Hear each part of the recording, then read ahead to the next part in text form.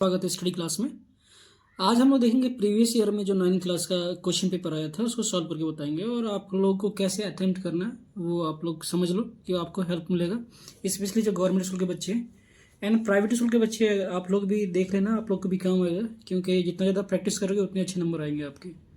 तो आप लोग पॉज करके क्वेश्चन का प्रैक्टिस करना, नहीं आएगा तो मेरे सॉल्यूशन को देखना किस तरीके से मैंने सॉल्व किया है। तो आप लोगों को कॉन्सेप्ट भी बताऊंगा किस तरीके से सॉल्व करना है। आप लोगों का पेपर 80 नंबर का होगा, 3 घंटे का होगा, ठीक है। और 5 सेक्शन होगा इसके अंदर। फर्स्ट सेक्शन जो होगा 20 नंबर का होगा, एक एक नंबर का क्वेश्चन। बी सेक्शन 5 क्वेश्चन होंगे 2 नंबर का। और सी सेक्शन में हम बात करें तो 6 क्वेश्चन होगा 3 नंबर का। एंड डी सेक्शन 4 क्वेश्चन होंगे 5 नंबर का। और ई सेक्शन जो होता है ईजी होता है बहुत ज़्यादा, थोड़ी सी ये फ्रेज बेस में देते हैं, कंसेप्चुअल, ठीक है। तो ज़्यादातर बच्चे सोचते हैं हार्ड होता है मगर ईजी होता है। यहाँ पे आपको बता रखा है पाई की वैल्यू आपको ये इस्तेमाल करना है, तो पेपर में आपको पाई की वैल्यू 22 ऊपर में साथ ही यूज़ करना है, कुछ और यूज़ नहीं करना है। ओके, तो मैं क्वेश्चन से बताता हूँ आप लोग कैसे सॉल्व करोगे। पहला question Hindi medium English medium दोनों के लिए बच्चों। ओके, तो पहला क्वेश्चन हम देखते हैं। पहला क्वेश्चन करें, यदि एक्स स्क्वायर ए स्क्वायर का एक गुणनखंड एक्स माइनस ए है तो ए का मान क्या होगा। ओके, कह रहा है X minus 1 is a factor of this equation, find the value of A. देखो बच्चों, क्वेश्चन नंबर 1 बिल्कुल इजी क्वेश्चन है। ओके, फर्स्ट क्वेश्चन हमें कह रहा है कि क्वेश्चन दे रखा है हमें एक्स स्क्वायर प्लस ए एक्स प्लस 5 और इसका फैक्टर दे रखा है एक्स माइनस 1। ओके, तो जो फैक्टर होता है वैल्यू 0 के बराबर होता है, तो 0 होगा, इससे एक्स की वैल्यू आ जाएगा 1। अब जो हमारा पूरा इक्वेशन है वो वैल्यू किसके बराबर होगा, 0 के बराबर होगा, तो एक्स स्क्वायर प्लस ए एक्स प्लस 5 और एक्स की वैल्यू हम निकाल चुके हैं वो पुट कर देते हैं। तो 0 1 का स्क्वायर इंटू ए इंटू 1 प्लस 5, तो 0 इक्वल टू क्या आ गया, 1 का स्क्वायर 1 आएगा एंड 5 6 हो जाएगा, प्लस ए की वैल्यू क्या आ जाएगा -6। ओके बच्चों, तो पहले का आंसर -6 होगा, C. Okay, question number 2। Question number 2 देखते हैं। इसमें कह रहा है कि यदि एक सम चतुर्भुज की 2 क्रमांक भुजाएं है 3x - 6 और x + 14, तब समच चतुर्भुज की प्रत्येक भुजा का माप क्या होगा। हर एक इसकी भुजा कितने की होगी ये पूछ रहा है। If 2 consecutive side of rhombus are 3x - 6 and x + 14 then the measure of the each side of the rhombus will be. Okay बच्चों, रोम्बस के बारे में आप जानते होंगे क्या होता है। रोम्बस एक तरह का क्वाड्रिलेटरल होता है जिसकी सारी साइड क्या होती है, इक्वल होती है और इसके diagonals bisect to each other होता है। एक हमने रोम्बस बना दिया। तो 2 कंसेक्यूटिव साइड रखा है 3x - 6 और दूसरा क्या है हमारा x + 14। रोम्बस की खासियत क्या होती है बच्चों, सारी साइड इसके आपस में इक्वल होती है। तो A B C and C D ये सारे के सारे आपस में इक्वल होगा, तो हम लिख सकते हैं ए डी और ए बी को आपस में लिख सकते हैं। तो ये क्या रखा है हमें 3x - 6 = x + 14। वेरिएबल को हम एक साइड कर देते हैं, नंबर को एक साइड कर देते हैं। तो इसको मैं यहाँ ले जाऊँ तो क्या हो जाएगा 3x - x एंड 14 + 6। ओके, अब ये क्या हो जाएगा 3x में x घटाओगे तो 2x और ये कितना हो जाएगा 20। अब यहाँ से x निकाल लें तो क्या हो जाएगा 20/2, ये डिवाइड कर दो क्या आ जाएगा बच्चों 10। तो हमारा आंसर क्या आ गया 10, ऑप्शन में है, तो हमारा आंसर हो गया ए। क्वेश्चन नंबर 2 का आंसर हो गया बच्चों 10। आप लोग ऐसे सॉल्व करना बच्चों, बहुत इजी है, इजीली आपका नंबर मिल जाएगा। नेक्स्ट क्वेश्चन करते हैं।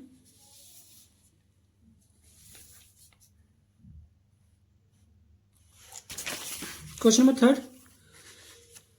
क्वेश्चन नंबर 3 में कह रहा है कि द कोऑर्डिनेट ऑफ ओरिजिन, ठीक है।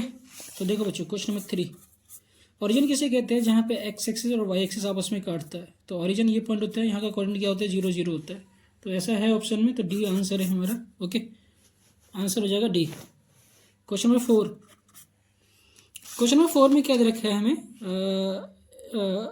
ये नंबर पूछ रहा है कि √32 डिवाइड बाई √2 की वैल्यू क्या होगा। ओके बच्चों, ये क्वेश्चन एग्जाम में देता है, हर बार देता है, इस बार भी देगा इस टाइप का क्वेश्चन। वैल्यू चेंज कर देगा मगर देगा आपको। तो क्वेश्चन 4 हमें क्या देखा, √32 डिवाइड बाई √2। इसको सिंगल रूट में लिख सकता हूँ मैं 32/2। इसको रिड्यूस कर दूँ तो क्या हो जाएगा √16। 16 का रूट क्या होता है बच्चों 4, तो आंसर है इसमें, तो इसका आंसर हो जाएगा बी। ओके, तो 4 का आंसर हो जाएगा बी। Question number 5।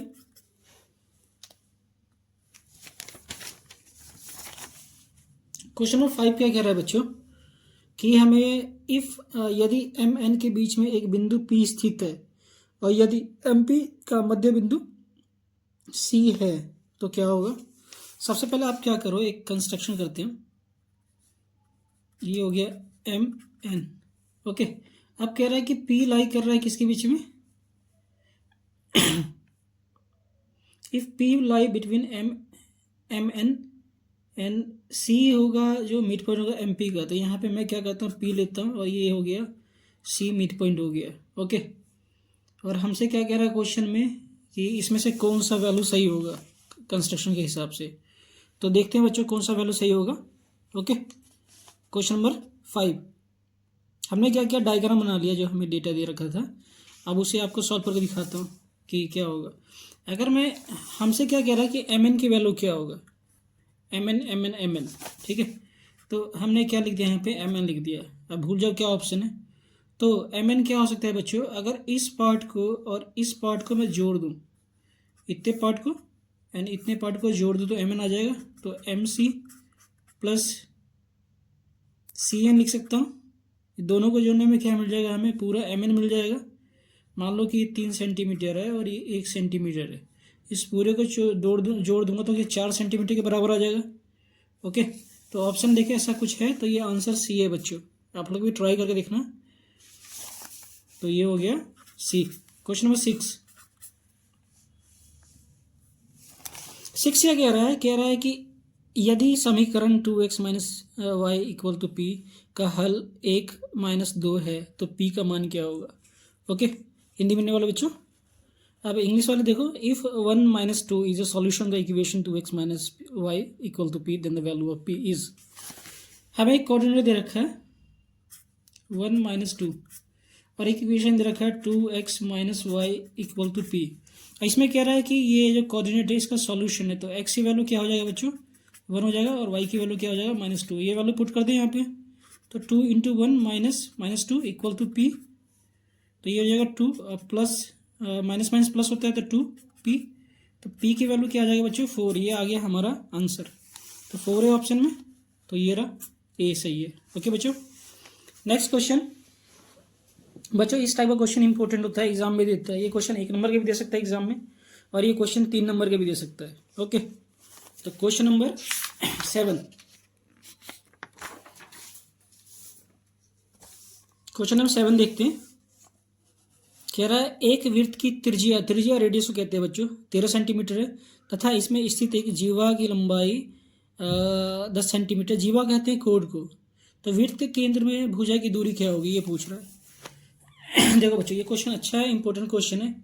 इससे आपका सर्कल का भी कॉन्सेप्ट क्लियर हो जाएगा, एक जिसने ये सर्कल पढ़ा होगा या सही से नहीं पढ़ा होगा। देखो बच्चों हमें क्या दे रखा है, एक सर्कल है मतलब गोला, उसका रेडियस दे रखा है हमें, रेडियस दे रखा है हमें 13 सेंटीमीटर। ये कोड की लंबाई दे रखा है, हमने कोड ड्रॉ किया, ये 10 सेंटीमीटर दे रखा है, ओके। अब यहाँ से अगर हम कोई सेंटर से लाइन बनाए, लेंथ कह रहा है कि सेंटर से कोड पे दूरी क्या होगा, ओके। तो ये जानते हो कि सेंटर से कोई भी लाइन ड्रॉ करते हैं तो परपेंडिकुलर होता है, 90 डिग्री का बनता है हमेशा। इधर भी 90 बनेगा, इधर भी 90 बनेगा। तो और ये एक और क्या करता है, कोड को 2 हाफ में डिवाइड कर देता है बच्चों। तो ये पूरा 10 है तो ये कितना हो जाएगा, 5 सेंटीमीटर, और ये भी 5 सेंटीमीटर हो जाएगा, ओके। अब यहाँ पे पाइथागोरस थ्योरम लगा सकते हैं। तो इसको नाम दो OAB। हमें क्या पूछ रहा है, सेंटर और कोड के बीच की दूरी क्या होगी, मतलब कि OB पूछ रहा है हमसे, OB क्या होगा, ठीक है बच्चों। तो हम पाइथागोरस अप्लाई करें तो क्या होगा, AB का स्क्वायर इक्वल टू OB का स्क्वायर एंड AB का स्क्वायर AO। तो ये 13 का स्क्वायर हो जाएगा बच्चों। और ये क्या दे रखा है हमें, OB हमें नहीं पता है, इसको OB को ऐसे ही छोड़ दिया हमने। और ये हमें दे रखा है 5 का स्क्वायर, ओके। 13 का स्क्वायर कितना होता है, 169। और ये क्या है हमारा, OB का स्क्वायर इक्वल टू 25। इसको इधर जाए तो 169 माइनस 25 इक्वल टू OB का स्क्वायर। OB की वैल्यू क्या आ गया बच्चों, √144। तो ये वैल्यू क्या, 144 किसका रूट होता है, 12 का। तो 12 सेंटीमीटर आ गया दूरी इसका, ओके बच्चों। तो देखते हैं ऑप्शन में है ये, तो आंसर हो जाएगा इसका D। क्वेश्चन नंबर 8 देखते हैं।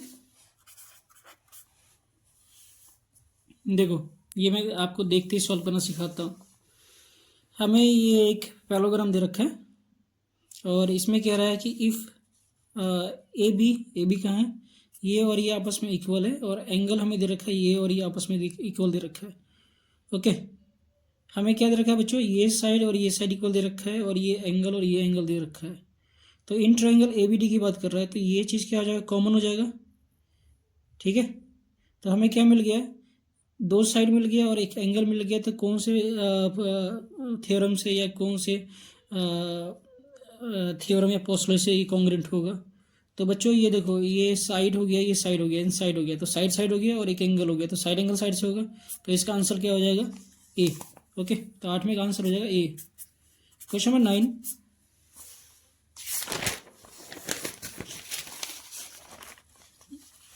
देखो क्वेश्चन नंबर 9, ये इंपॉर्टेंट क्वेश्चन है बच्चों, और जो गवर्नमेंट स्कूल के बच्चे हैं उनके सपोर्ट में भी ये क्वेश्चन दिया हुआ है। कह रहा है if the volume of sphere is numerically equal to the surface area then the radius of sphere क्या होगा।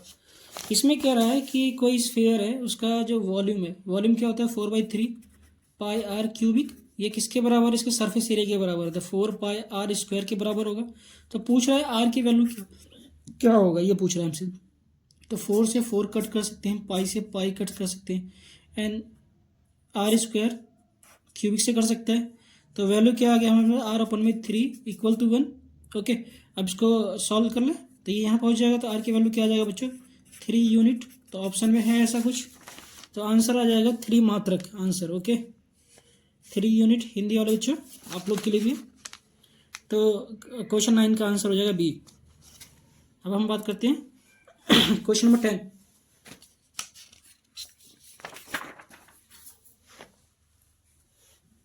क्वेश्चन नंबर 10,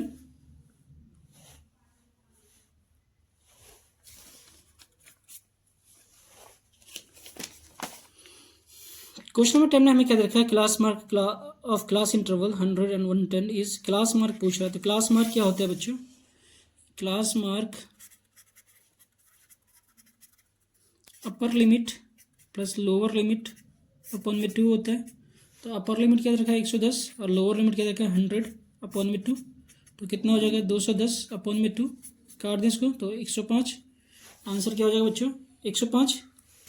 तो ये हमारा answer correct D. Okay, 105 answer हो जाएगा इसका, देख लो आप लोग भी। Okay, question number 11,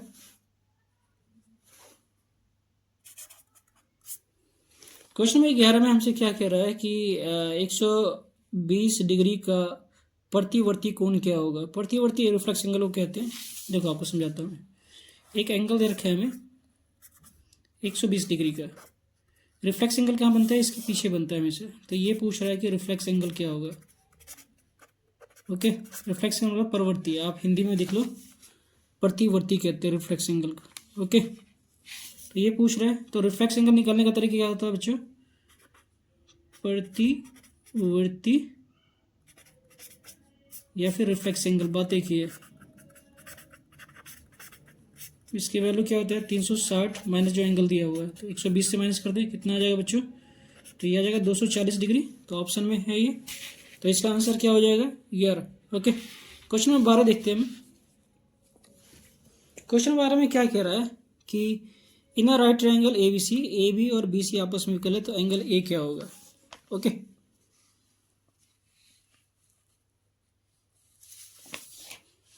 question number 12, एक राइट ट्रायंगल है ABC। ओके, ये राइट ट्रायंगल है यहाँ पे। तो इसमें क्या रखा है AB और BC आपस में इक्वल दे रखा है। अगर बच्चों ये आपस में इक्वल है तो इसके अपोजिट एंगल भी क्या होता है, आपस में इक्वल होता है। तो इसको x मान ले हम, तो ये भी x होगा। ओके, अब प्रॉपर्टी ऑफ ट्रायंगल तो आप जानते हो क्या होता है, sum of interior angle of triangle is 180 degree, मतलब पूरे एंगल ट्रायंगल का एंगल का सम कितना होता है 180 डिग्री होता है। तो ये एंगल x होगा क्योंकि दोनों साइड आपस में अपोजिट इक्वल है, तो ये x होगा, ये x होगा, और ये 90 डिग्री होगा, 90 डिग्री है। तो x plus x 90 degree equal to 180 degree, property of triangle. तो ये क्या हो जाएगा बच्चे 2x और 90 इक्वल टू 180 डिग्री, ये हो जाएगा 2x 180 minus 90, 2x equal to कितना होगा 90 डिग्री, एंड x की वैल्यू क्या आ जाएगा 90 अपॉन में 2, तो क्या आ गया 45 डिग्री। ओके, तो आंसर क्या हो जाएगा इसका 12 का 45 डिग्री। ओके बच्चों, डी हो जाएगा इसका आंसर। क्वेश्चन नंबर 13 देखते हैं। एक बार आप देख लो क्वेश्चन नंबर 13 और आप लोग भी पॉज करके ट्राई करना, कोशिश करने का। कह रहा है समांतर चतुर्भुज ABCD में सी की वैल्यू 108 डिग्री देखा है तो बी का मान क्या होगा। Okay, in a parallelogram ABCD C equal to 108 degree then measure of angle B. तो पहले हम एक पैरेललोग्राम बनाए बच्चों। ये क्वेश्चन 1 नंबर का भी दे सकता है एग्जाम में और 2 या 3 नंबर का भी दे सकता है, तो इसको आप 1 नंबर का ही मत समझो एग्जाम में। आप बस मेथड सीख लो और फिर अप्लाई करना सीखो कैसे किया जाता है। तो क्वेश्चन नंबर 13, एक पैरेललोग्राम दे रखा है हमें ABCD। ओके, इसमें क्या कह रहा है हमें कि एंगल सी दे रखा है कितना 108 डिग्री, तो हमसे पूछ रहा है कि एंगल बी क्या होगा।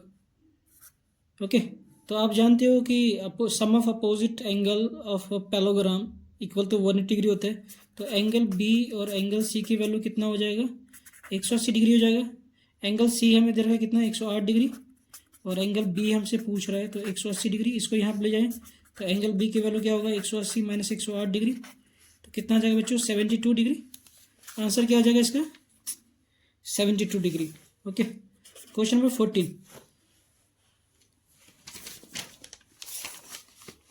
देखो बच्चों ये क्वेश्चन बिल्कुल सिंपल है। कह रहा है कि formula for curve surface area of cone, cone ऐसा कुछ होता है बच्चों। ये कर्व सरफेस एरिया पूछ रहा है तो हमें इसको इंक्लूड नहीं करना है। ओके, तो ये हम जानते हैं क्या होता है, ये आर हो गया, ये एच और ये स्लैंट हाइट।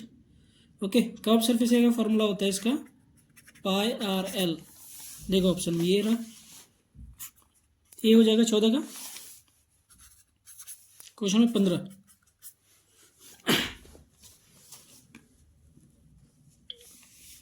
क्वेश्चन नंबर 15 देख लो बच्चों एक बार। कह रहा है यदि एंगल AOC तथा BOC का रेखीय योग बनाते हैं तो BOC क्या होगा। Okay, if angle AOC and BOC form the linear pair the value of BOC। Okay, तो ये दोनों लीनियर पेयर बनाता है, मतलब कि रेखिक युग्म बनाता है। लीनियर पेयर मतलब 180 डिग्री सम। ओके बच्चों, करके दिखाता हूँ आपको। तो angle AOC angle BOC equal to 180 degree होगा। रीजन यहाँ पे बोल रखा है लीनियर पेयर या फिर रैखिक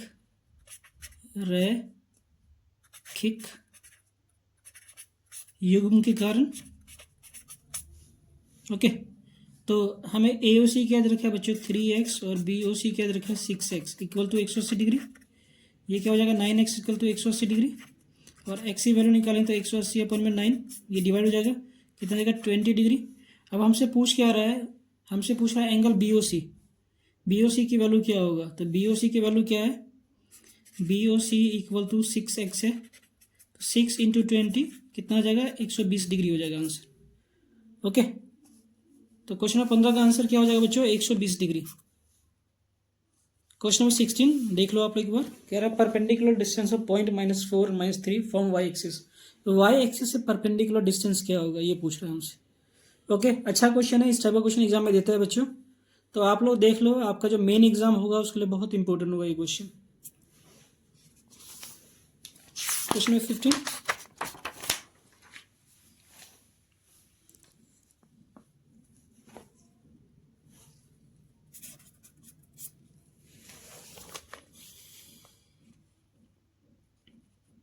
question number 16।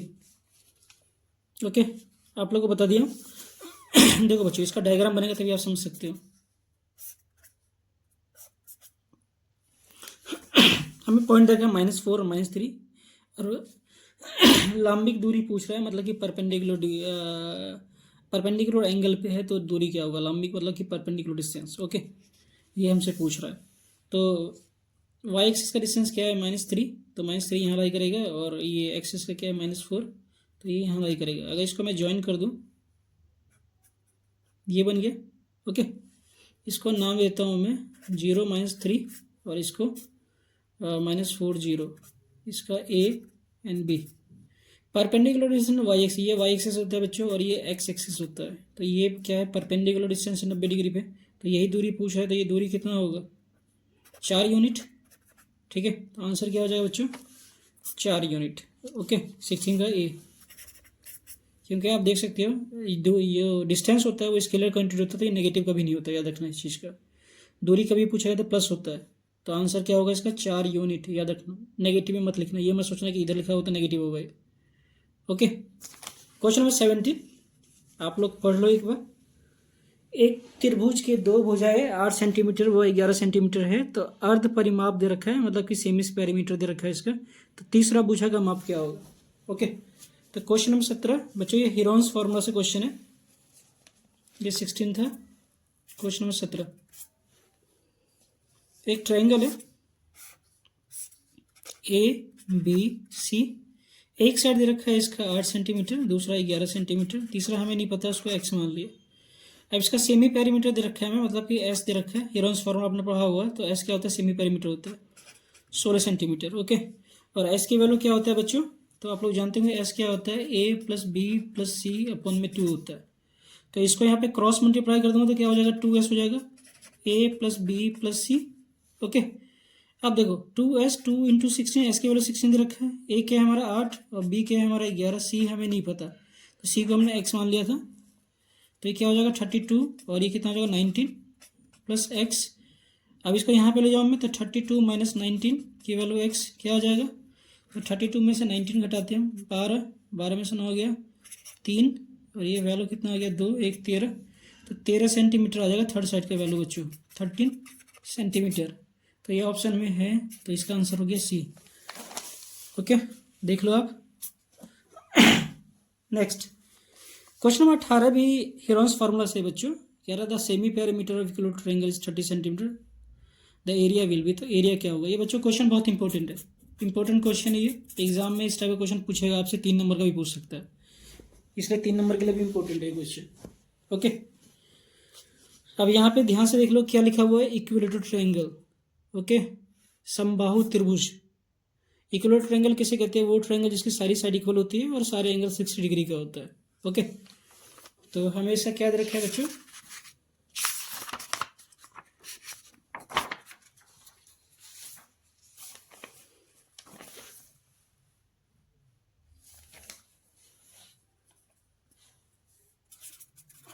Question number 18,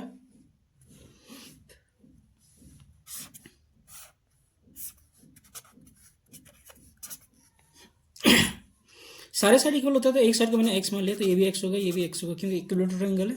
semi perimeter दे रखा है एस, हमें कितना? 60 सेंटीमीटर। हमसे पूछा है इसका एरिया क्या होगा बच्चों, तो इस क्वेश्चन को 3 नंबर के लिए भी इंपॉर्टेंट है बच्चों, 3 नंबर के लिए भी सोच सकते हैं क्वेश्चन, 1 नंबर का दे रखा है। तो हम जानते हैं कि एस क्या होता है? ए प्लस बी प्लस सी अपन में 2 होता है। ओके, जब तक हमने साइड नहीं निकाल सकते, जब तक एरिया नहीं निकलेगा। ओके, तो सबसे पहले हमें साइड निकालना पड़ेगा इससे। एस की वैल्यू क्या है? 60, और ये ए बी सी क्या है? एक्स एक्स एक्स, क्योंकि इक्वल ट्रायंगल सारी साइड आपस में इक्वल होगी। इसको क्रॉस कर दूँ तो कितना हो जाएगा? 60 इंटू 2, और ये हो जाएगा 3x। अब यहाँ से x की वैल्यू निकाल लूँ मैं, तो कितना हो जाएगा? 60 इंटू 2 अपॉन में 3, ये कर जाएगा 20, तो ये वैल्यू कितना आ जाएगा हमारा? 40 सेंटीमीटर। ये आ गया बच्चों।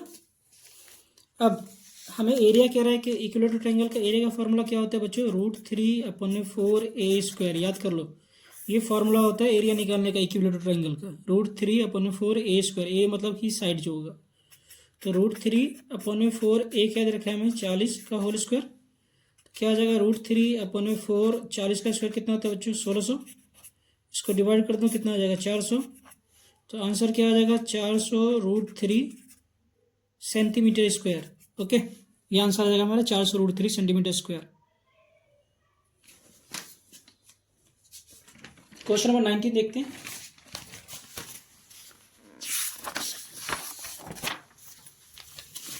तो बच्चों आंसर हो जाएगा इसका बी। ओके, आंसर बी हो जाएगा। क्वेश्चन नंबर 19 में क्या कह रहा है कि हमें अभी कथन दे रखा है और कारण दे रखा है, मतलब कि असर्शन 107 इंटू 93 का मान ये दे रखा है, और कारण दे रखा है कि इसका फॉर्मूला ये होता है। चेक करते हैं कि दोनों सेटिस्फाई कर रहा है, तो हमारा आंसर सही होगा। और ओके, इंग्लिश मीडियम वाले बच्चों आप लोग भी देख लो कि बोल रहा है the value of 107 into 93 is 9951 and A plus B A minus B की वैल्यू ये होता है। ये तो बिल्कुल सही बात है, तो रीज़न तो हमें पता है सही है, ये चेक करते हैं क्या वैल्यू सही है नहीं है। अगर दोनों ठीक होगा तो आंसर हमारा हो जाएगा A, both assertion reason are true and reason is correct explanation of the assertion. Okay, 19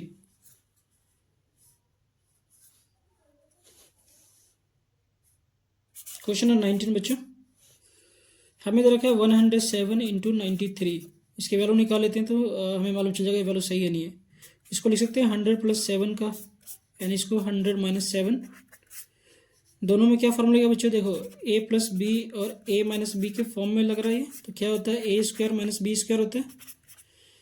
अब ये तो रीजन तो सेटिस्फाई है, क्यों रीजन की वैल्यू इधर रखा है बच्चों, हमें वैल्यू निकालना है क्या ये वैल्यू ये आ रहा है नहीं आ रहा है, बस अगर ये आ रहा है तो ये दोनों ही सही है। ओके, तो A square minus B square formula है, तो 100 का स्क्वायर माइनस 7 का स्क्वायर, 100 का स्क्वायर कितना होता है 10,000 एंड 7 का स्क्वायर क्या होता है 49, माइनस करते तो क्या होगा 9951, तो ये करेक्ट है बच्चों।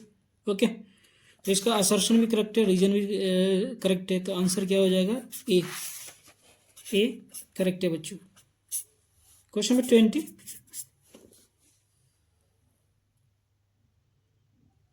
क्वेश्चन नंबर 20 देख लो बच्चों, हिंदीकरण वाले, हिंदी मीडियम वाले। समीकरण 2x minus Y equal to 2 और इसका हल दे रखा है x की वैल्यू 2 और y की वैल्यू 2, और कह रहा है यदि x और y का प्रत्येक मान समीकरण को संतुष्ट करेगा, हर एक x और y की वैल्यू पे हमारा जो इक्वेशन होगा सेटिस्फाई करेगा। ओके, ये हमारा रीजन दे रखा है। तो पहले देख लेते हैं कि इसकी वैल्यू आ रहा नहीं आ रहा है। 2x minus Y equal to हमें 2 दे रखा है और x की वैल्यू क्या दे रखा है 2 एंड y की वैल्यू 2। ये वैल्यू पुट कर दे तो 2 इंटू 2 माइनस 2 इक्वल टू 2, कितना हो जाएगा 4 minus 2 equal to 2, 4 minus 2 2 equal to 2, तो ये तो सही हो गया LHS इक्वल टू RHS। तो हमें ये मालूम चल गया असर्शन तो सही है। अब इसमें नेक्स्ट क्या कह रहा है कि x और y के प्रत्येक मान पर समीकरण जो होगा संतुष्ट करेगा, सेटिस्फाई करेगा। चलो मैं x की वैल्यू 0 लेता हूँ और y की वैल्यू 1 ले लेता हूँ, देखने के लिए क्या हर वैल्यू पे सेटिस्फाई करेगा नहीं करेगा।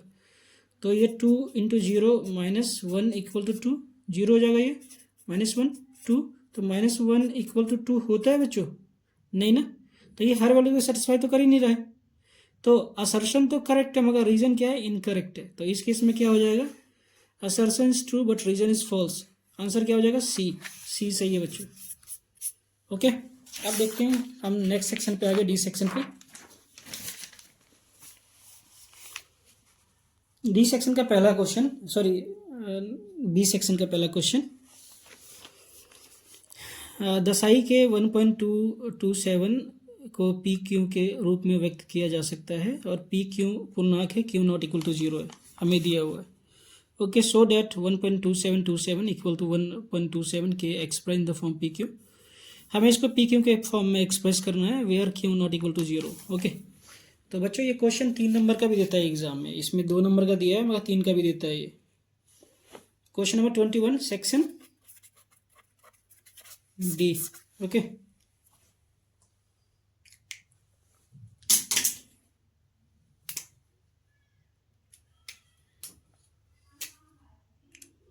सेक्शन डी बच्चों हमें दे रखा है 1.27 इक्वल टू 1.27 के ऊपर बार। ओके, बार का मतलब होता है रिपीटेशन, ये वैल्यू बार बार रिपीट कर रहा है और हमें पी क्यू के फॉर्म में प्रूफ करना है where Q not equal to 0। Okay, Q 0 के बराबर नहीं होगा। तो देखो बच्चों हम सबसे पहले क्या करेंगे 1.27 and 27 so on equal to x मान लेते, ये फर्स्ट इक्वेशन हो गया हमारा। अब ध्यान से देखो 2 डिजिट रिपीट कर रहा है, तो 2 डिजिट रिपीट करता है तो हम क्या करते हैं इसको 100 से मल्टीप्लाई करते हैं, 1 करते हैं तो 10 से करते हैं, तो बोथ साइड मल्टीप्लाई बाय 100, तो क्या हो जाएगा बच्चों 127.27 और सो ऑन, ये तो रिपीट कर रहा है इन्फिनिट तक 100x। ओके, अब इसको ब्रेक कर रहा हूँ मैं, ध्यान से देखना, इस साइड वाले को ब्रेक करूँगा, इसको लिख सकता हूँ मैं 127 plus 0.27 and so on. Okay, अब जो फर्स्ट इक्वेशन को मैंने माना था इसके लिए क्या चाहिए, 1.27 चाहिए। अब इसको कैसे बनाऊँ, तो ये तो 0.2727 है, वन और चाहिए इसमें से, तो यहाँ से वन में निकाल रहा हूँ। ओके, तो क्या हो जाएगा 100x 126 प्लस 1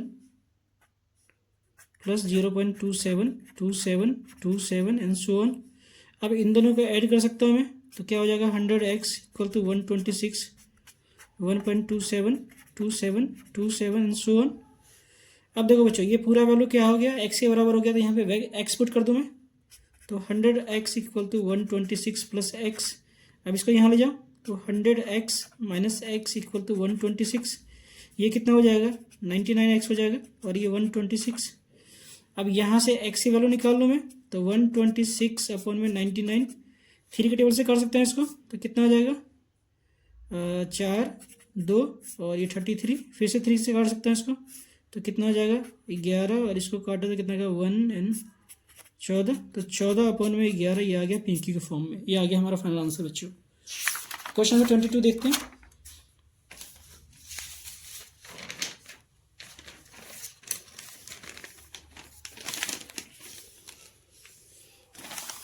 देखो बच्चों,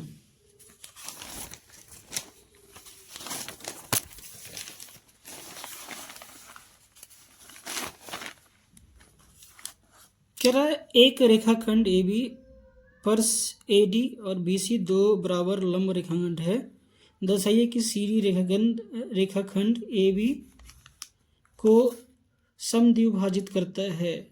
ठीक है, इसमें कह रहा है कि जो लाइन है हमारा सी डी, उसको ओ पॉइंट जो है बाइसेक्ट करता है नहीं करता है, मतलब कि ये वैल्यू और ये वैल्यू को इक्वल प्रूफ करना है। ओके, मतलब कि डी ओ और ओ सी को, अगर ये आपने प्रूफ कर दिया तो प्रूफ हो गया। ओके, देखो बच्चों, आपको बताता हूँ कैसे सॉल्व करेंगे इस क्वेश्चन को। ये क्वेश्चन 2 नंबर का भी दिया है, 3 नंबर का भी दे देता है ये क्वेश्चन कभी कभार इस टाइप का। क्वेश्चन नंबर 22 देखो,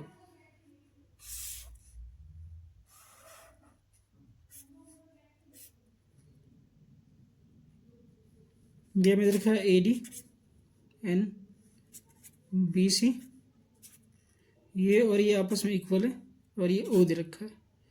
ओके, और हमें क्या कह रहा है कि ये परपेंडिकुलर आपस में, तो ये 90 डिग्री होगा और ये 90 डिग्री होगा। परपेंडिकुलर का मतलब ये होता है, देखो बच्चों, in triangle B O C and triangle A O D, ध्यान से देखो तो हमें गिवन क्या दे रखा है, A D equal to B C दे रखा है गिवन, और angle A equal to angle B, ये हमें दे रखा है गिवन ईच 90 डिग्री। ओके, हमें प्रूफ क्या करना है, हमें प्रूफ करना है O C equal to O D, ये हमें प्रूफ करना है। अगर ओ सी ओ डी आपस में इक्वल होगा तो ये क्या है, ओ इज ए बाइसेक्टर होगा। ओके, हमें ये प्रूफ करना है कि ओ सी और ओ डी आपस में इक्वल है, तो ओ क्या हो जाएगा, बाइसेक्टर हो जाएगा। बस यही करना है बच्चों में। तो इन ट्राइंगल, इतना आपको लिखना पड़ेगा, इसका नंबर मिलता है बच्चों, इतना आपको लिखना ही पड़ेगा। In triangle B O C and triangle A O D. Okay, A D equal to B C, ये हमें गिवन है, angle A equal to angle B each 90 degree. Okay, और ये हमें प्रूफ करना है, टू प्रूव, और ये एंगल देखो बच्चों, ये दोनों काट रहा है तो वर्टिकल अपोजिट एंगल होगा। ठीक है, तो angle A O D equal to angle B O C, vertically opposite angle, therefore triangle B O C triangle congruent to triangle A O D by angle side angle. अब ये congruent हो गया तो इसके हम पार्ट्स को equal कर सकते हैं बच्चों। ये हमने प्रूफ कर दिया कि ये ट्रायंगल और ये ट्रायंगल आपस में कॉन्ग्रुएंट है, तो कॉन्ग्रुएंट ये साइड और ये साइड सीपीसीटी से इक्वल कर सकते हैं। Therefore O D equal to O C by CPCT, then C D is the bisector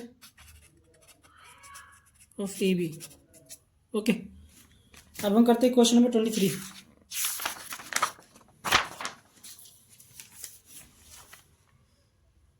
देखो बच्चों, ये हमने कर लिया है तो इसको करेंगे नहीं, हम डायरेक्ट इसको करते हैं। ये और दे रखा है तो हमने क्या किया बच्चों, ये क्वेश्चन को सॉल्व कर चुके हैं। आप लोग देख लो क्वेश्चन को, घर पे ये ट्राई जरूर करना। Okay, next question, question number 23। हमें देखो फिगर दे रखा है, ये डायग्राम दिया हुआ है, ए डी और सी बी इक्वल दे रखा है, प्रूफ करना है ए सी बी डी आपस में इक्वल होगा। बिल्कुल सिंपल क्वेश्चन है बच्चों। Question number 23,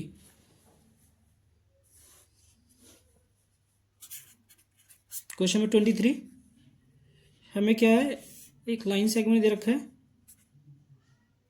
A B C D. Okay, A D and B C B equal है, ये हमें गिवन दे रखा है, हमें प्रूफ करना है।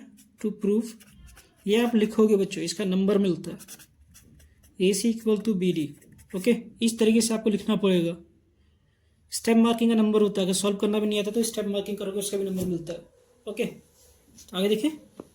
देखो बच्चों, हमें दे रखा है ए डी और A D equal to C B दे रखा है। ओके, अब ध्यान से देखो अब कि हमें क्या करना है, हमें प्रूफ करना है कि ए सी एंड बी डी को इक्वल करना है।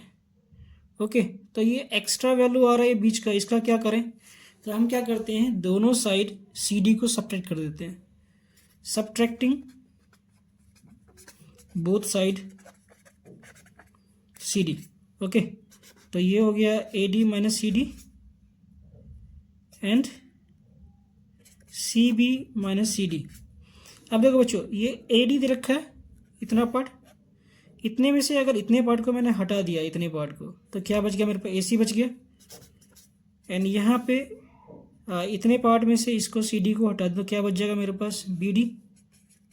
ये हो गया बच्चों, हैंस प्रूव्ड, यही हमें प्रूफ करना था। Okay, question number 24।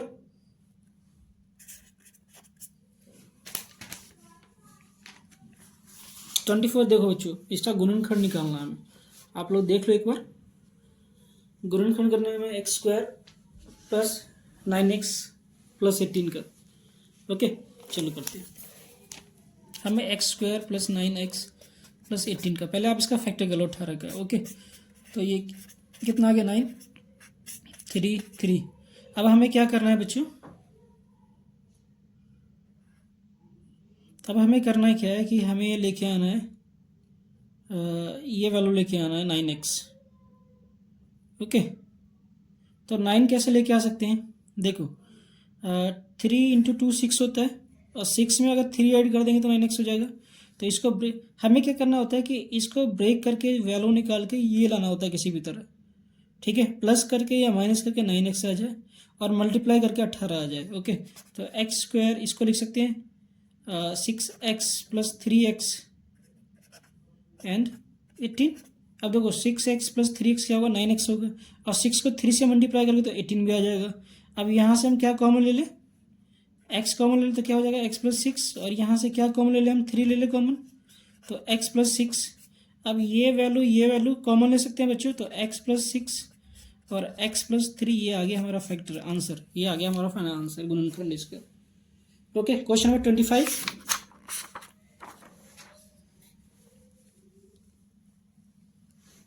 ये देख लो आप, ये क्वेश्चन बच्चों इंपॉर्टेंट है, इस टाइप का एक क्वेश्चन आपको एग्जाम में जरूर मिलेगा, तो आप सॉल्व कर लो ध्यान से, ठीक है, और एक बार मेमोराइज कर लो दिमाग में, इस टाइप का क्वेश्चन जरूर एग्जाम में आता है।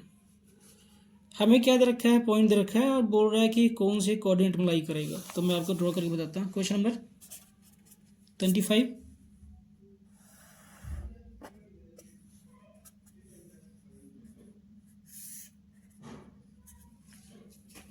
ओके, 4 वैल्यू क्या आएगा बच्चों, 4 यहाँ मैं मान लेता हूँ, और -1 की वैल्यू क्या आएगा, यहाँ आएगा,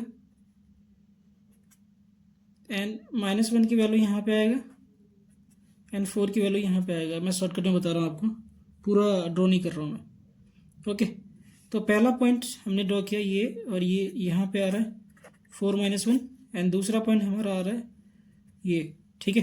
तो ये कौन से क्वाड्रेंट में लाई कर रहा है, तो देख सकते हैं आप फोर्थ क्वाड्रेंट में लाई कर रहा है, फोर्थ क्वाड्रेंट।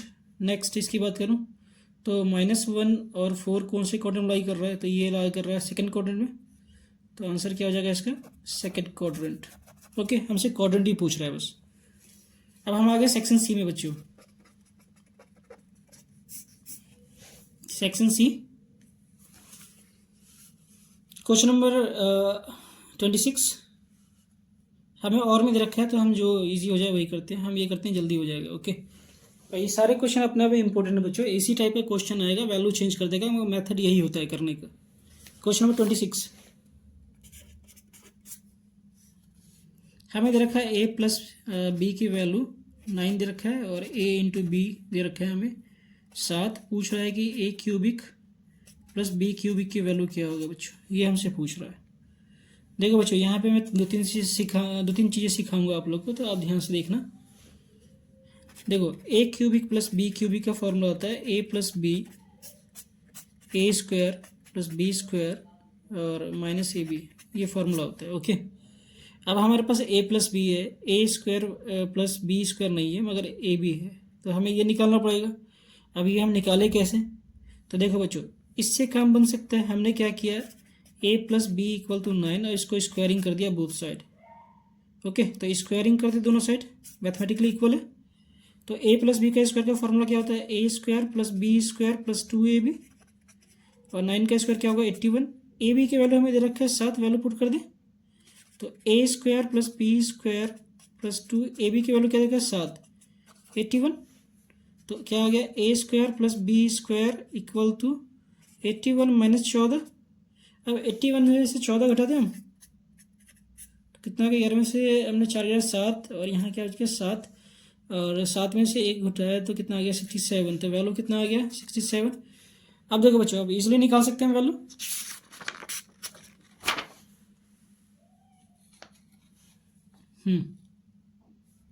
अब A cubic plus B cubic की वैल्यू मैंने बताया था क्या होता है, A plus B A square plus B square minus A B. अब सब कुछ है हमारे पास, ए प्लस बी वैल्यू दे रखा है हमें 9 और A square plus B square की वैल्यू हमने निकाली था 67, पुट कर देते हैं। तो ये क्या देखा 9 इंटू और ये 67 और माइनस ए बी की वैल्यू क्या है 7। 67 में से 7 माइनस कर ले बच्चों तो कितना आ जाएगा 60, और 60 को मल्टीप्लाई कर दिया तो कितना आएगा 54, 540 आंसर। ओके, तो ये हो गया बच्चों क्वेश्चन नंबर 27।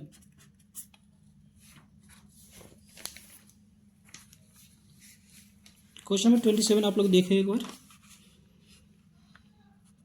हमसे कह रहा है कि इसका ग्राफ क्या होगा। 3 नंबर का क्वेश्चन है बच्चों, और बिल्कुल इजी क्वेश्चन है, आराम से आपको 3 नंबर मिल जाएगा। देखो, हमें दरका 2x minus Y equal to 6। अब एक काम करो, आप एक बॉक्स बना लो। ग्राफ बनाने के लिए हमें केवल 2 पॉइंट चाहिए। ओके, तो 2 कोऑर्डिनेट निकाल लेते हैं। पहले हमने क्या किया, x को 0 मान लिया है। ओके, तो यहाँ पे 0 पुट कर देते हैं। अब वैल्यू पुट करते हैं यहाँ पे 2 into 0 minus Y equal to 6, ये 0 हो जाएगा, माइनस वाई इक्वल टू 6 और माइनस को यहाँ भेज देते तो y की वैल्यू क्या आ जाएगा -6। ओके, अब हम क्या करते हैं, अब y को 0 मान लेते हैं एक बार, तो y की वैल्यू 0 ले लिया। वैल्यू पुट करें यहाँ पे तो क्या हो जाएगा 2x 0 6, 2x इक्वल टू 6 और x की वैल्यू क्या आएगा 6 अपन में 2, तो वैल्यू क्या आ गया 3। ओके, अब हमारे पास कोऑर्डिनेट आ गया, हमें ग्राफ बनाना है बस। देखो बच्चों, बहुत इजी से आप लोग को 3 नंबर मिल जाएगा अगर आपको सही से बनाना आते हैं तो।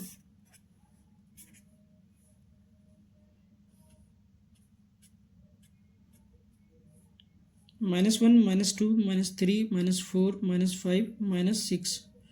ओके, और 1 2 3 4 5 6, 1 2 3 4 5 6, हमें इतनी वैल्यू चाहिए। अभी क्या वैल्यू है हमारे पास, x की वैल्यू है यहाँ पे 3 0 और y की वैल्यू ये रहा हमने जो निकाला अभी, तो 0 -6।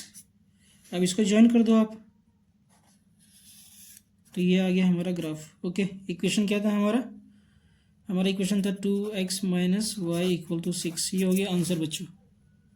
Okay, question number 28।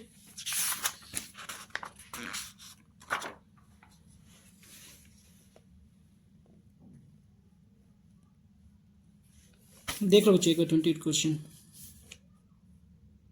ओके, चलो अब मैं आपको बताता हूँ क्या सॉल्व करोगे।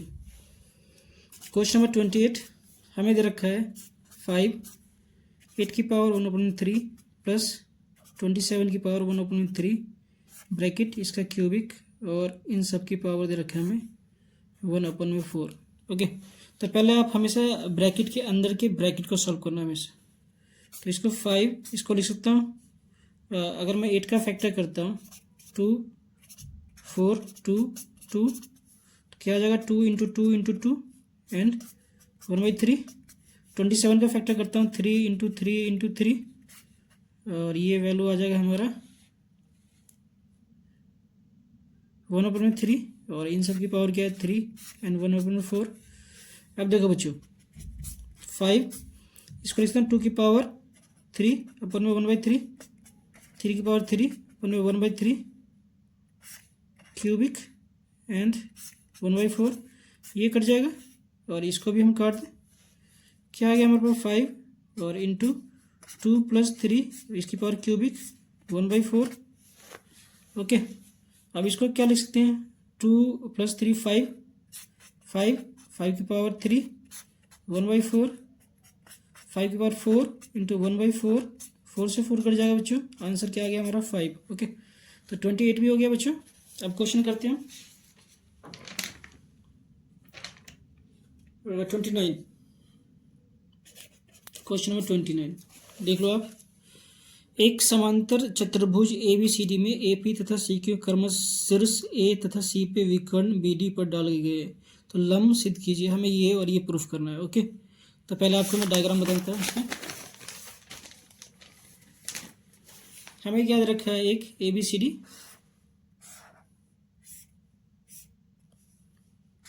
ABCD एक पैराग्राम है, और इस पे हमें दे रखा है जो BD डायगोनल है, इस पे परपेंडिकुलर दे रखा है P, और इस पे परपेंडिकुलर दे रखा है Q। ओके बच्चों, ये जो है डायगोनल है, ये परपेंडिकुलर है, ये दोनों परपेंडिकुलर है। अब हमें क्या कह रहा है, हमें प्रूफ करने के लिए क्या कह रहा है, triangle APB and CQD। Okay, तो in triangle APB and triangle CQD। Okay, हमें क्या क्या दे रखा है, पहले हम गिवन लिखते हैं। ठीक है, तो हमें दे रखा है कि AP is perpendicular on BD और CQ is perpendicular on BD, और AB और CD क्या है, साइड ऑफ पैराग्राम, तो अपोजिट है, आपस में इक्वल होगा, तो AB = CD। इतना दिया हुआ है बच्चों में। ओके, अब हम करते हैं, क्या कर सकते हैं। इन triangle APB and triangle CQD। Okay, अब देखो बच्चों हमें क्या गिवन दिया है, AB = CD होगा, रीजन क्या होगा, अपोजिट साइड ऑफ पैरेललोग्राम, और ये एंगल क्या है 90 डिग्री है, तो हम लिख सकते हैं direct angle P = angle Q, each 90 degree. Okay, अब हमें एक और चीज़ चाहिए, अगर इस ट्राइंगल के बारे में बात करें और इस ट्राइंगल की बात करें, तो ध्यान से देखोगे आप, तो ये और ये पैरेलल है, तो ये एंगल और ये एंगल आपस में इक्वल होगा, अल्टरनेटिव इंटीरियर एंगल। ओके, तो angle CDB = angle ABP alternative interior angle. देखो बच्चों, तीन चीज मिल गया, तो ये ट्रायंगल क्या हो गया, कॉन्ग्रुएंट हो गया।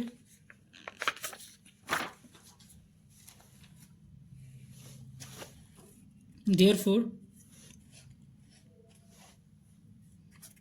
triangle APB congruent to triangle CQD by A side A angle side angle. अब ये ट्रायंगल कॉन्ग्रुएंट, तो इसके पार्ट को भी इक्वल कर सकता हूँ CPCD से।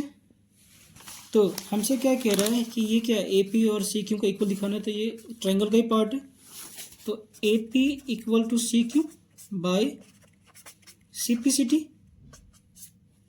ओके, नेक्स्ट क्वेश्चन देखते हैं बच्चों। ये तो और का हो गया, तो इसी का ही पार्ट हो गया ये।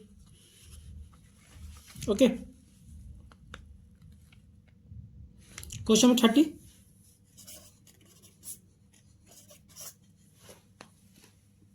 देखो बच्चों, ये एनसीईआरटी का क्वेश्चन है, इंपॉर्टेंट क्वेश्चन है, एक बार आप लोग पढ़ लो ध्यान से।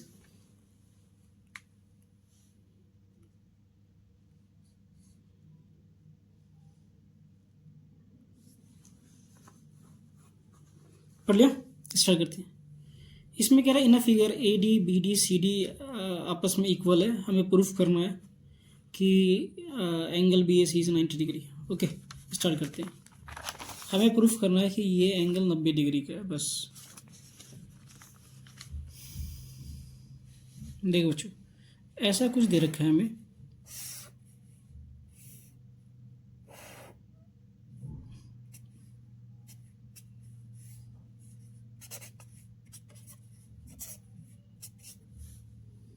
ओके, ऐसा हमें दे रखा है, और गिवन क्या है हमें, ए डी बी डी और C D, A D B D C D आपस में इक्वल है in triangle A D B. अगर ए डी में ध्यान रखोगे आप, ध्यान से दोगे तो ये साइड और ये साइड आपस में इक्वल है, तो इसके अपोजिट एंगल आपस में इक्वल होगा। तो इसको मैं मान लेता हूँ, इस पार्ट को मैं मान लेता हूँ 1, ठीक है, और इसके अपोजिट में एंगल ये आपस में इक्वल होगा, तो 1 and 2 इक्वल होगा, ठीक है। तो एंगल 1 इक्वल टू एंगल 2 होगा। रीजन क्या होगा, opposite angle of equal sides. Okay, same अगर इस ट्रायंगल की बात करूँ मैं, इन ट्रायंगल ए डी सी, तो इसका 1 2 मैंने मान लिया। अब ये साइड और ये साइड आपस में इक्वल होगा, तो इसको मैं मान लूँ, इसको मैं मान लेता हूँ 3 और इसको मैं मान लेता हूँ 4। ओके, तो सेम रीजन, सिमिलरली ये साइड इक्वल है, तो इसके अपोजिट एंगल भी आपस में इक्वल होगा, तो एंगल 4 जो होगा एंगल 3 के इक्वल होगा। ओके, अब आप बेसिक प्रॉपर्टीज जानते हो किसी भी ट्रायंगल का, sum of interior angle of triangle is 180 degree होगा। तो इन तीनों एंगल को जोड़ दूँ मैं, angle A plus angle B plus angle C equal to 180 degree होगा, प्रॉपर्टी ऑफ ट्रायंगल, ठीक है। तो एंगल ए की वैल्यू क्या दे रखे हैं हमें, एंगल ए ध्यान से देखो तो एंगल 2 and 4 के बराबर है बच्चों, 2 और 4। एंगल सी क्या है 3 और एंगल बी क्या है 1 है। तो यहाँ पर लिख सकते हैं एंगल ए को एंगल 2 प्लस एंगल 4, और एंगल बी जो होगा किसके बराबर है, एंगल 2 के बराबर है, तो एंगल 2 लिख सकता हूँ डायरेक्ट। तो ये हो गया एंगल 2, और एंगल सी किसके बराबर है, एंगल 4 के बराबर, तो इसको एंगल 4 लिख दूँ 180 डिग्री। अब देखो ये और ये मिलकर 2 हो जाएगा 2 एंगल 2, और ये वैल्यू ये 2 एंगल 4 हो जाएगा 180 डिग्री। 2 कॉमन ले लो बच्चों, तो एंगल 2 प्लस एंगल 4 किसके बराबर हो जाएगा 180 डिग्री। अब ये 2 से ये काट दूँ 90 डिग्री आ जाएगा। तो एंगल 2 और एंगल 4 किसके बराबर है, एंगल ए के बराबर है, तो angle A equal to 90 degree, यही हमें प्रूफ करना था। हो गया बच्चों प्रूफ। ओके, क्वेश्चन नंबर 31 देखते हैं।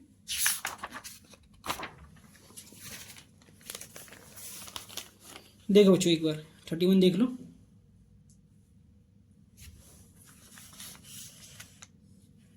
हमें एक पॉलिनोमियल इक्वेशन दे रखा है x² - 3x + 2। पूछ रहा है कि p1 प्लस p-1 और p0 का मान क्या होगा। ओके, क्वेश्चन 31 अच्छा क्वेश्चन है बच्चों, और सिंपल क्वेश्चन है, इजीली 4 नंबर मिल जाएगा आपको, या 3 नंबर जितने नंबर का भी है। क्वेश्चन नंबर 31, हमें इक्वेशन दे रखा है px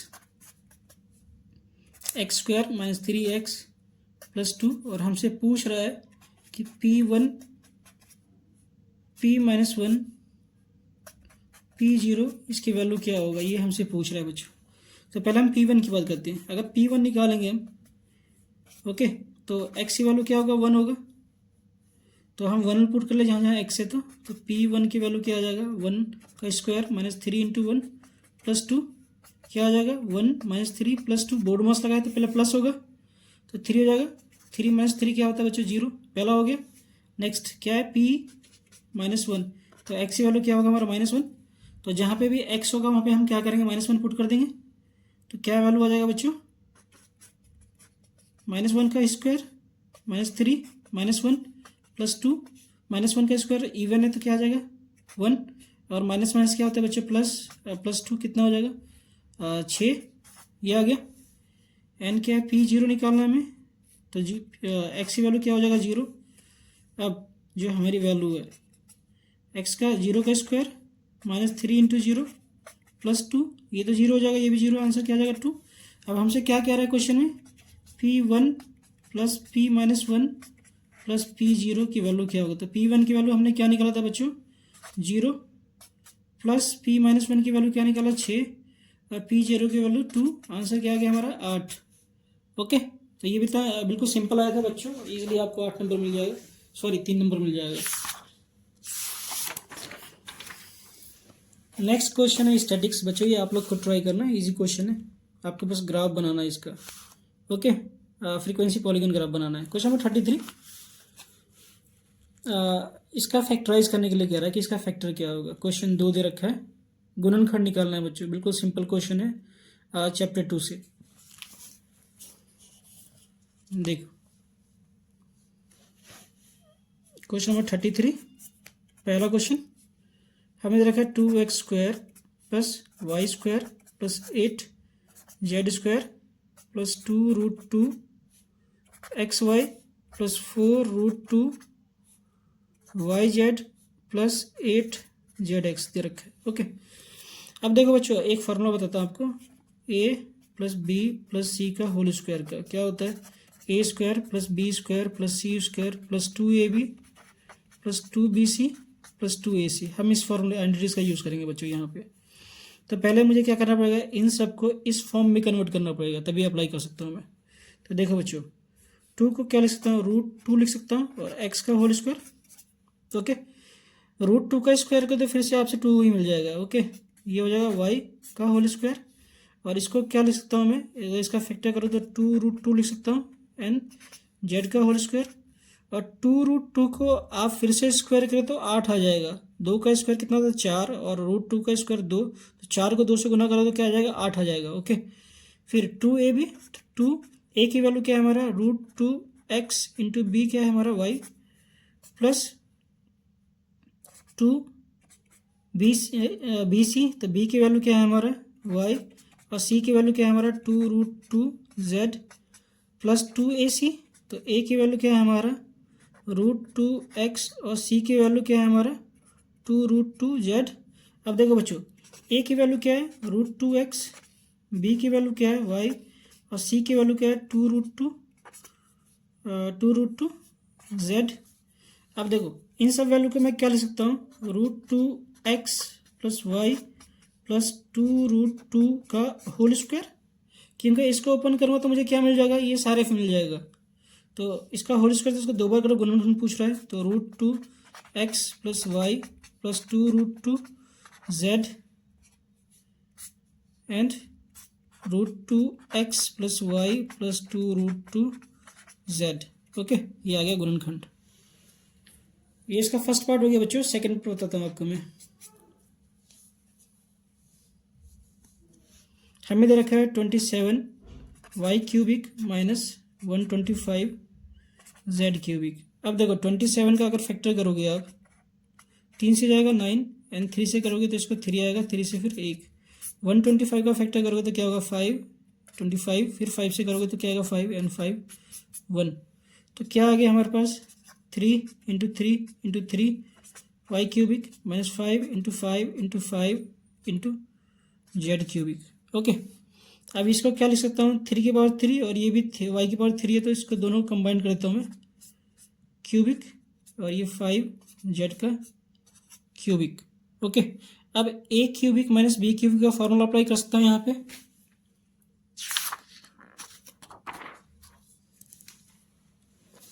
तो देखो बच्चों क्या हो सकता है, a³ -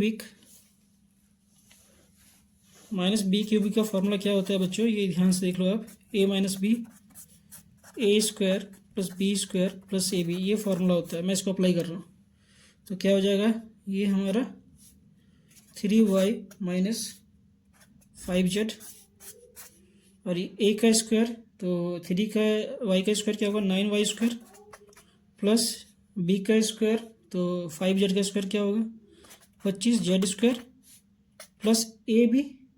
तो ए और बी को मल्टीप्लाई करूँगा तो क्या हो जाएगा बच्चों, ए क्या है 3y और ये मल्टीप्लाई कर दो 15yz। ये हो गया हमारा answer गुणनखंड।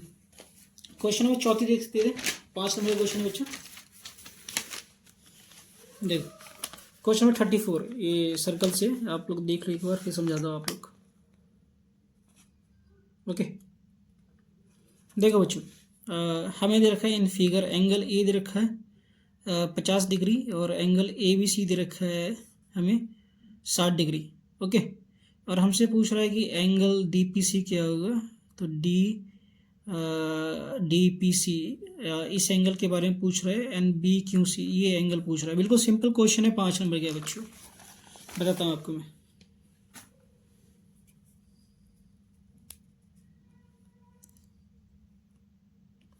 Question number 34,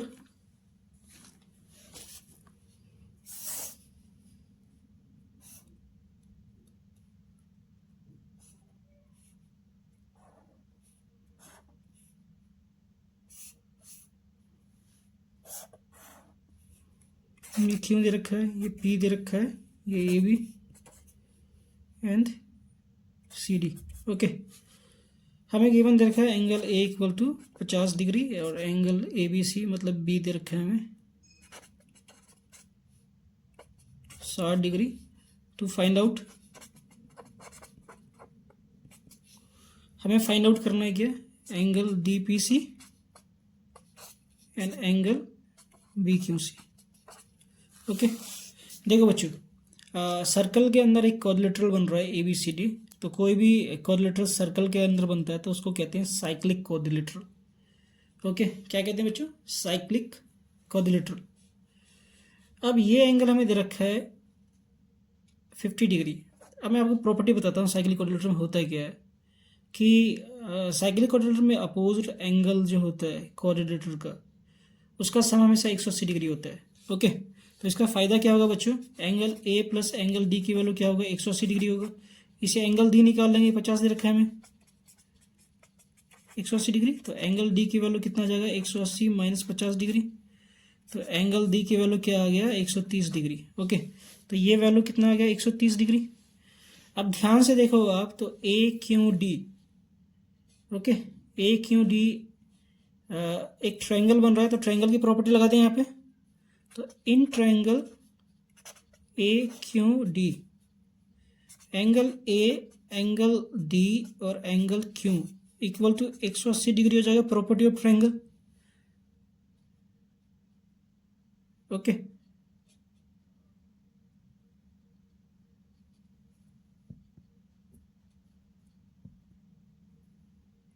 okay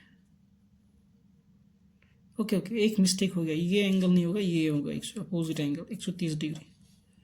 okay, और ये हमें दे रखा है कितना 60 डिग्री। तो इसका अपोजिट कितना हो जाएगा बच्चों 120 डिग्री हो जाएगा। ये हल्का सा मिस्टेक हो गया हमसे। ओके, तो एंगल ए अपोजिट एंगल होता है ना, तो एंगल ए के अपोजिट में क्या होगा एंगल सी होगा, angle C, angle C.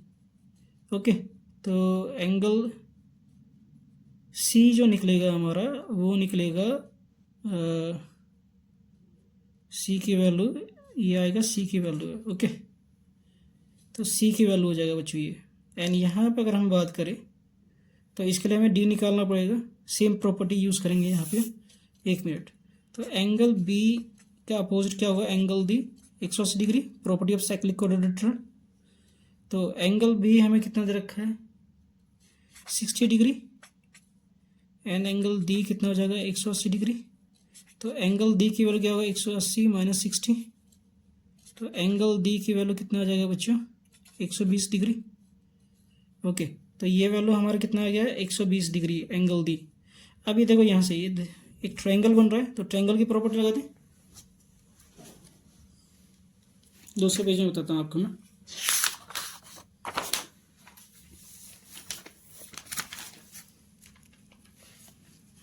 In triangle A Q D, अब ध्यान से देखोगे आप तो ए क्यू डी जो होगा बी क्यू सी के बराबर होगा। तो angle A plus angle D plus angle Q equal to 180 degree होगा। Property of triangle, angle A की वैल्यू कितना दे रखा है हमें 50 डिग्री, और एंगल डी की वैल्यू हमने कितना निकाले थे 120 डिग्री, और angle Q equal to 180 degree. इसको ऐड कर दूं तो क्या हो जाएगा, ये 180 माइनस 170 डिग्री, तो एंगल क्यू की वैल्यू कितना आ गया 10 डिग्री। तो ये वैल्यू ध्यान से देखोगे तो angle A Q D equal to क्या होगा, एंगल बी क्यू सी के बराबर होगा। क्योंकि ध्यान से देखो बच्चों, ये एंगल एंड ये एंगल आपस में इक्वल है, मेन तो यही बन रहा है कॉमन। ओके, तो एंगल बी क्यू सी की वैल्यू कितना हो जाएगा 10 डिग्री हो जाएगा। तो एक पार्ट हो गया है हमारा। दूसरा, अब देखो बच्चों, ट्रायंगल एपीसी की बात करें तो ये एंगल और ये एंगल इन दोनों तीनों एंगल का सम कितना होगा 180 डिग्री होगा। तो in triangle APB angle A and angle B and angle P equal to 180 degree. Property of triangle angle A कितना दे रखा है 50 डिग्री, एंगल बी कितना दे रखा है हमें 60 डिग्री, और एंगल पी हमें नहीं पता 180 डिग्री। तो ये कितना हो जाएगा 110 एंगल पी। तो एंगल पी की वैल्यू निकालेंगे 180 माइनस 110 डिग्री, तो एंगल पी की वैल्यू कितना आ जाएगा बच्चों 70 डिग्री। अब ध्यान से देखोगे आप तो angle D P C and angle A P B आपस में इक्वल है, तो दोनों की वैल्यू 60 डिग्री हो जाएगा। ध्यान से देखो आप, A P B and D P C, तो कॉमन तो ये दोनों में आ रहा है, तो ये एंगल ही पूछ रहा है हमसे, तो ये निकल गया। ओके, तो ये हो गया बच्चों, ये थोड़ी सी लेंदी था मगर हो गया। अब क्वेश्चन नंबर 35 लास्ट क्वेश्चन है, देख लो बच्चों। देखो, लोहे के 64 ठोस गोला को पिघलाकर जिनमें से प्रत्येक की त्रिज्या r है और पृष्ठीय क्षेत्रफल s है, एक बड़ा गोला बनाया जाता है जिसका पृष्ठीय क्षेत्रफल s डैश होगा। तो ज्ञात कीजिए कि इसका पहला पूछ रहा है कि त्रिज्या क्या होगा, मतलब रेडियस, और दूसरा पूछ रहा है कि पहले वाला सरफेस मतलब कि पहले वाले सरफेस एरिया और दूसरे वाले सरफेस एरिया का रेशियो क्या होगा। दो चीज़ पूछ रहा है। इंग्लिश मीडियम बच्चों, ये भी देख लो। 64 solid iron sphere each of radius r and surface area is s are melted to form a sphere with the surface area s dash. Find the radius of new sphere and radius of ratio of s and s dash. Okay, देखो बच्चों बताता हूँ।